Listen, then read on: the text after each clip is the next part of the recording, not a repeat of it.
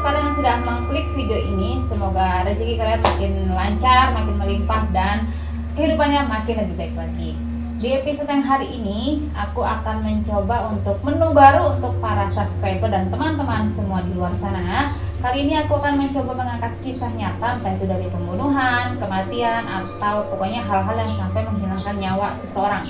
Tapi ya, ini sih benar-benar kisah nyata dan tindakan kriminal. Kita tidak mengambil sisi dari goibnya atau sisi spiritualnya ya. Ini kita hanya kembali mengingatkan kalau kematian itu sangat dekat dengan kita, dan kapan aja tuh bisa terjadi sama kita dan siapa saja, dan bisa yang menghilangkan tuh bisa siapa aja gitu. Makanya ada kayak sering orang bilang hantu itu lebih baik dibandingin manusia, karena hantu tidak bisa membuat manusia menjadi hantu, tapi manusia bisa membuat manusia menjadi hantu.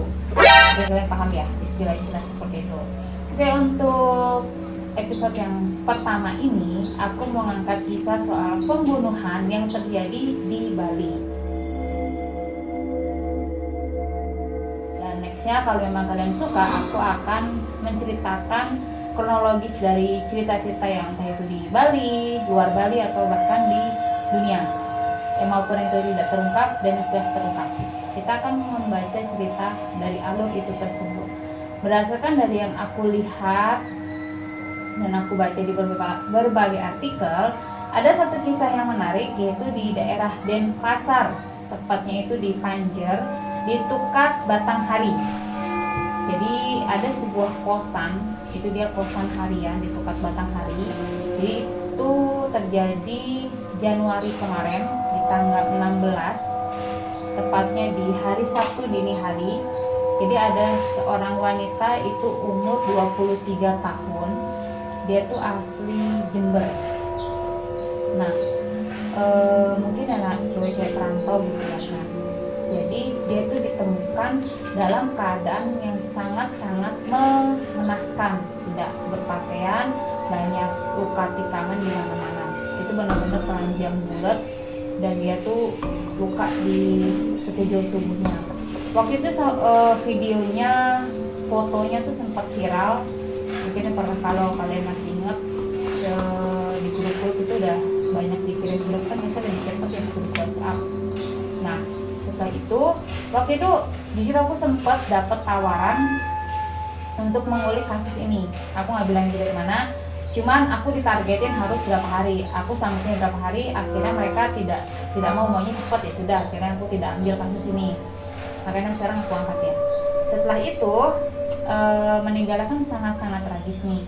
Akhirnya polisi pun mencari berbagai bukti, ya pasti mengarah ke handphone ya.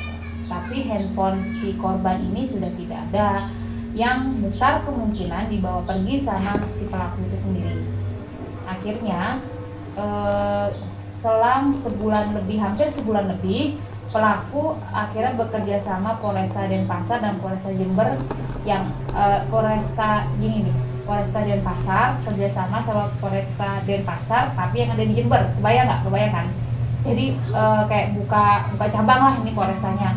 Akhirnya bekerja sama yang di Jember, berhasil nih menangkap si pelaku.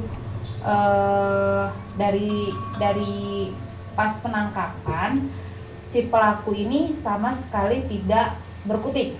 Dia itu ditangkap di rumah mertuanya, berarti sudah menikah ya kan.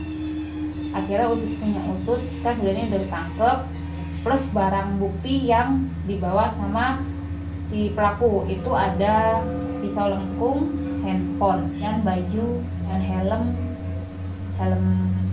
ojol, terus sama jaket waktu si pelaku datang ke TKP menemui si korban waktu awal-awal.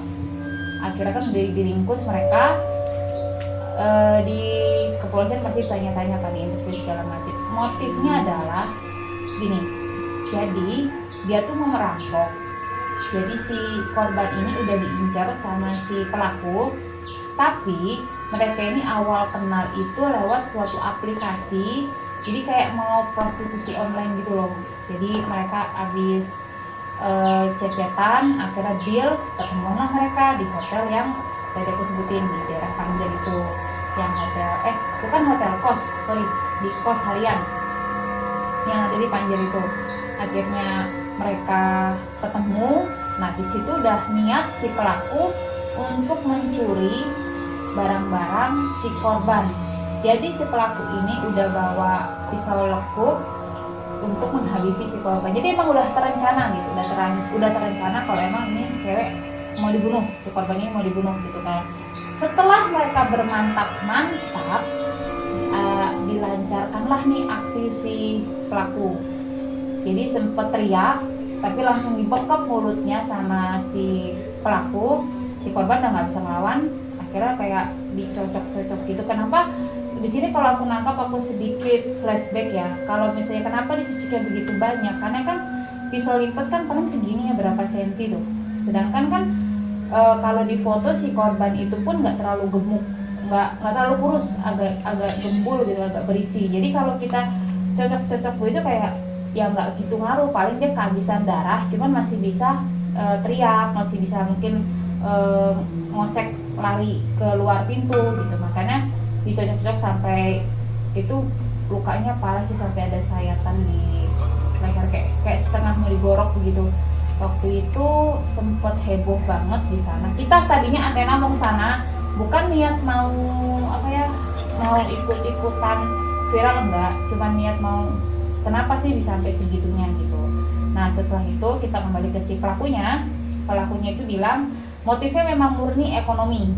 Jadi si pelaku ini perlu uang, pelaku ini nggak tahu harus kemana gitu. Nah hebatnya, habis melakukan pembunuhan, si pelaku ini sempat kerja 2 hari dia di toko bangunan. Setelah itu baru dia pulang ke Jember. Baru deh tuh sama polisi semua segala macam diadakan pencarian besar-besaran, sampailah ke Jember, diringkus deh dia. Setelah bukti-bukti terkumpul, pelaku ditangkap. Pokoknya udah mengarah lah benar kalau si pelaku ini yang melakukan pembunuhan tersebut. Ya berarti dinyatakan polisi berhasil ya kan. Selamat untuk kepolisian Bali yang sudah menguak misteri kematian. Tadi sempat menjadi misteri karena tumben lama, udah lumayan lama sih hitungannya, karena hampir sebulan baru bisa terungkap. Cuman bravo untuk para kepolisian. Akhirnya pelaku dikenakan pasal berlapis, yaitu pasal pembunuhan berencana, pasal 340 KUHP, dan pencurian dengan kekerasan pasal 365 ayat 3 KUHP. Penjara maksimal 15 tahun. Ya ampun, orang tua mengandung 9 bulan ya kan. Terus si anak ini udah 23 tahun, mati sia-sia dan cuman di penjara 15 tahun. Sayang dari nyawa kalian teman-teman.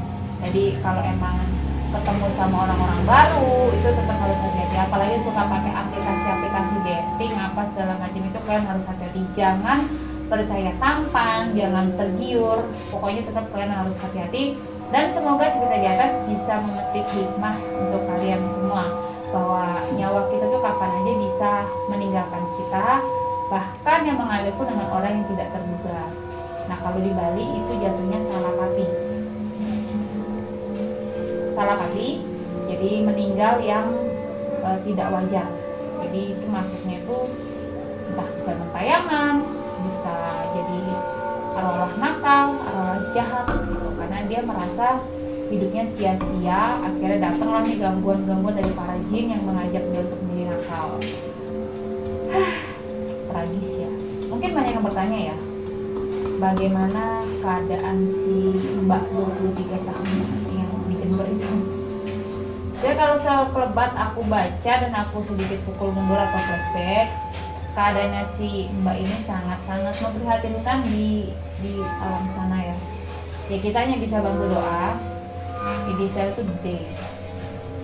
Jadi semoga Mbak D ini bisa cepat menemukan kebahagiaan di alam sana dan bisa memberikan atau menyelesaikan karmanya. Pokoknya Mbak D, ya terima kasih sudah mengizinkan aku untuk mengangkat cerita Mbak D, meskipun aku tidak mengangkat dari segi mistisnya, tapi setidaknya Mbak D mengizinkan. Biasanya sosok kalau kita ceritakan itu suka nggak mau. Kita minta makeup untuk mukanya aja yang jadi model gitu, kayak aku minta ya makeup kamu untuk aku aplikasikan ke model suka banyak permintaan. Cuman Mbak D ini pas aku mau angkat tuh sudah oke, nggak apa-apa, asal tidak ada yang dilebih-lebihkan, yang dikurangi gitu. Jadi itu tadi cerita dari kisah pembunuhan yang terjadi di Denpasar 2021 Januari kemarin. Ya, terima kasih untuk teman-teman yang masih stay sampai sekarang, dan terima kasih juga yang masih mau mengklik video ini dan tidak men-skip iklannya. Pokoknya berkah selalu untuk kalian. Dan buat kalian yang mau tahu untuk ramalan zodiak bisa langsung mundur, lihat scroll, itu ada per minggu, aku bikin per minggu untuk kalian. Itu tanda aku sayang kalian supaya kalian bisa menjadi hidup yang lebih baik lagi. Oke, aku Queen Athena pamit undur diri, dan teman-teman semuanya pamit. Ada Sasa Suwidana yang pamit undur diri. Terima kasih sudah ada sampai sejauh ini. Sampai bertemu di next video. Bye. Dot! Ih, kesel banget nih. Kayak gitu mulu dah. Tahu nggak sih kalau orang tuh bikin gak enak.